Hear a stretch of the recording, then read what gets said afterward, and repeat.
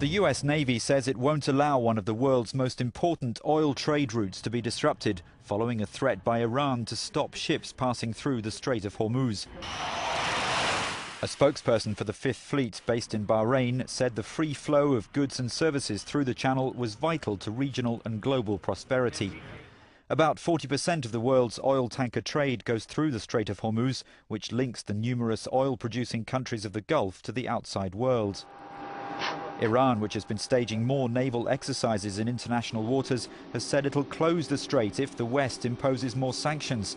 Further measures are being considered against Tehran's oil and financial sectors because of concern that Iran is trying to develop nuclear weapons.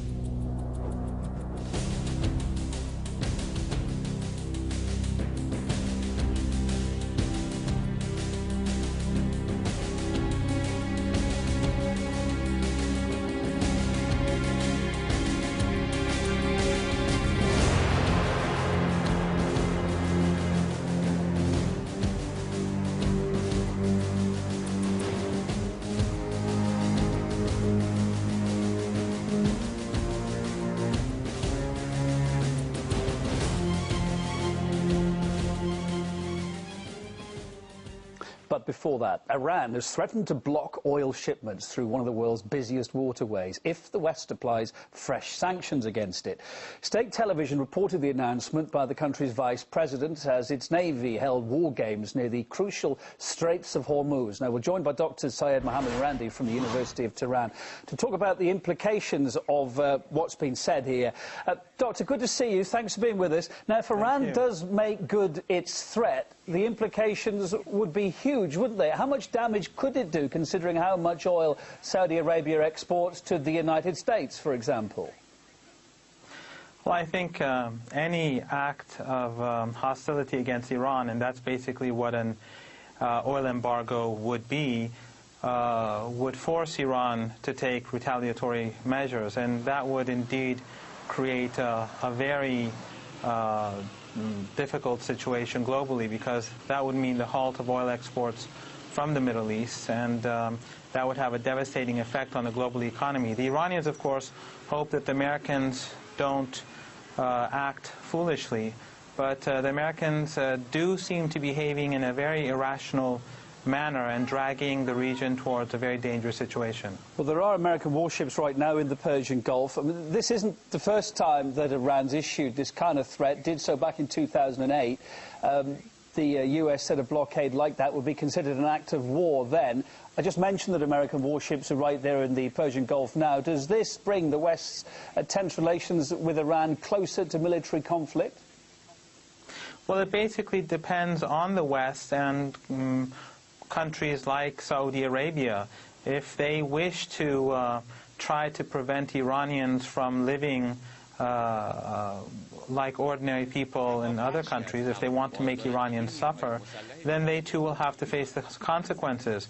The Iranians are quite capable of closing the Strait of Hormuz, and I think that the Americans know that quite well. Iran's defense capabilities are very different from what they were 10, 15, 20 years ago, and I think that Israel's defeat in Lebanon, as well as the recent capture of the highly sophisticated American drone by the Iranians, shows the limits of American capabilities. So the best way forward really would be for the United States to seize, to quit threatening Iran and trying to punish ordinary Iranians, and try to behave more reasonably and in a more respectable manner, and the situation in the region, tensions in the region would decrease. Doctor, as an aside to this, President Ahmadinejad has also said that Iran, he thinks, is going to become a major exporter of refined fuels by 2013, despite any further sanctions that might be imposed on his country. Why is he so confident? How can he be so confident? Well, Iran is putting an extraordinarily lot of money into the oil sector. And if you recall, just a couple of years ago, when the United States and its allies were thinking of imposing sanctions and preventing Iran from receiving gasoline, the Iranians decided to build their own refineries or increase their own production for gasoline. Now you see that Iran in the very near future is going to become an exporter of gasoline. So the potential in Iran is there, the wealth is there, the oil is there, and the incentive is there. Basically what the Americans have done is that they forced the Iranians to think locally and try to solve their own problems without relying on foreign partners. But the most important thing really is that for the Iranians, the American behavior is creating a dangerous situation not for Iran, but for the whole globe. Iran can deal with the United States. Iran is strong enough to stand up against the United States. But the United States is basically pushing things in a direction in which everyone is going to pay a heavy price unless